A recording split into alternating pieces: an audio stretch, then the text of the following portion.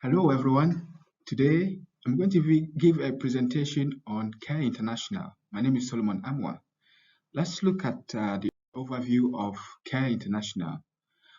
Care International stands for the word care stands for Cooperative for Assistance and Relief Everywhere, which was formerly known as Cooperative for American Remittances to Europe.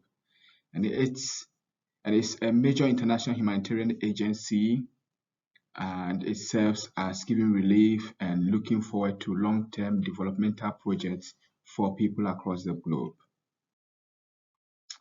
As part of its diversified nature, it looks out for crisis, and so when there are crises, they jump in to support and give immediate response. They have a big voice on climate justice, and so they seek to add their voice in helping make sure that the climate, our environment, does not suffer. Again, as part of their diversified nature, they look forward to gender equality across the world. And this is one of the major things that they really work hard for, making sure that the rights of girls and women across the globe are well taken care of. Again, they also participate in economic justice, where there is fairness and equity among people. And that's one of the things that they stand out for. Again, they also stand for food, water, and nutrition. They are very much concerned about hunger and solving the world's problem of poverty.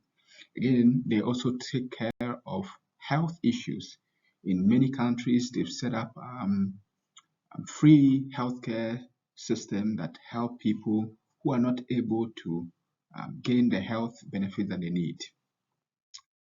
Now, at one of their what the social impact of Care International is that they fight poverty and injustice to help create a more equal and gender just world. In other words, they try to alleviate poverty and look out for the rights of girls and women across the globe.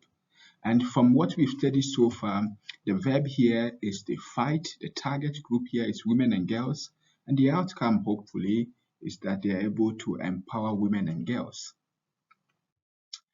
In measuring their impact across the world, it was recorded that in the year 2021, their direct reach, they reached over 100 million people. And out of this number, 71% were women and girls. With their indirect reach, they had over 150 million, and this is quite substantive.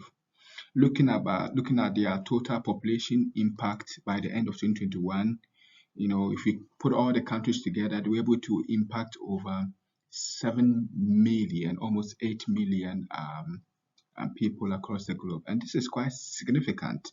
And part of the thing that they seek out to do as their impact is to look for the climate justice, as earlier mentioned.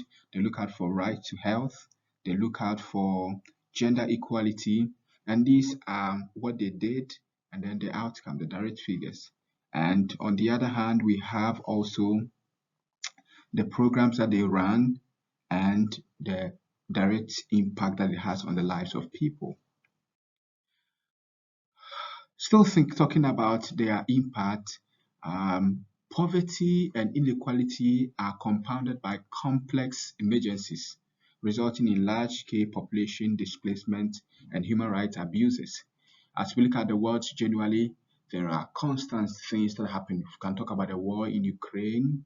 You can talk about landslides that have occurred in Pakistan, flooding that have occurred in some parts of Nigeria. These are major world issues that Care International tries to step in to help that.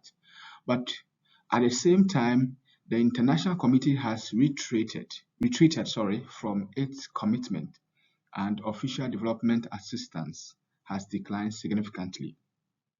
Internally, Care faces the challenges of forging a shared vision. In other words, helping its staff, its team members to be able to get a vision for the organization. Again, they also struggle with creating a balanced configuration and maintaining diversified funding. In other words, they struggle with managing large funds that comes to them. My recommendation, based on what I've gathered from this course, is to maybe recommend to them that they should maintain a shared vision throughout the organization. If you have an organization and you don't have a shared vision, you at the headquarters might think you are doing something big, but at the bottom, things may not be happening as it is. And this can be achieved by organizing regular retreats, regular in-service training that seeks to help the entire team members get the vision of where the organization is getting to. Again, they could employ professional staff to maintain diversified funds. They could look out for people who are very good with accounting and manage their funds that comes in. And one final suggestion I would have is open its culture into a global organization. Very important. The world is a global village, but we should not just take what happens in the US and try to make it happen in Africa or maybe in Asia or other parts of the world. But we should actually respect the culture of others and seek to know how their organization can actually blend in the culture that they find themselves in. Thank you, everyone, for listening. Here are my sources, and hope to hear from you.